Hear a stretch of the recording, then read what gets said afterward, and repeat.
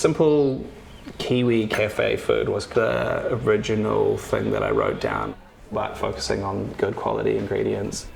We have so much great produce in New Zealand. It's the good ingredients that are going to take like a classic boring dish to the next level for people.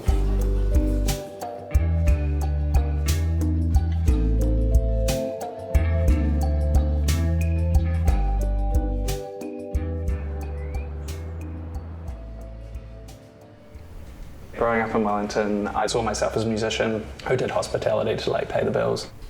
I can't really put my finger on when it happened, but started to realize that I was really like passionate about hospitality and maybe I should consider taking that side a bit more seriously. It's a people business more than it is a product. You just slowly over time build these crazy relationships with these regulars that like you never really have hung out for like a long time, but you know them, you know what they got up to on the weekend or whatever. I had been thinking about having a cafe for a long time and what it would look like, what I would focus on, and then Kelburn just ended up being that place. The first thing that I look for when I'm getting new ingredients is like, where does it come from? There's just so many advantages to like sourcing local. For me, it's the obvious choice. If you're not pumped about what you're putting in the food, it's gonna be hard to be excited about what you're making, you know?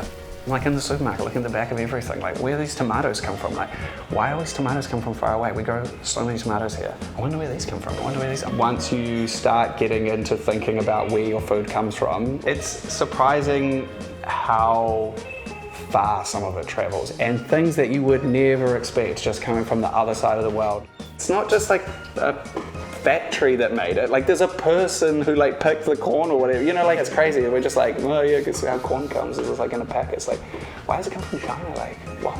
Our world does kind of hide that a lot of the time behind like convenience and price and things like that.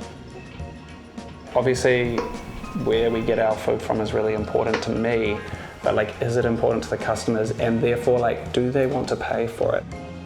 It does, in hindsight, take a bit of confidence in your understanding of what a certain percentage of the population is looking for.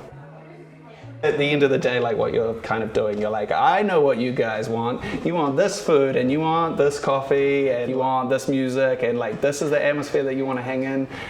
But until you do that, what's the proof that you actually do know, you know?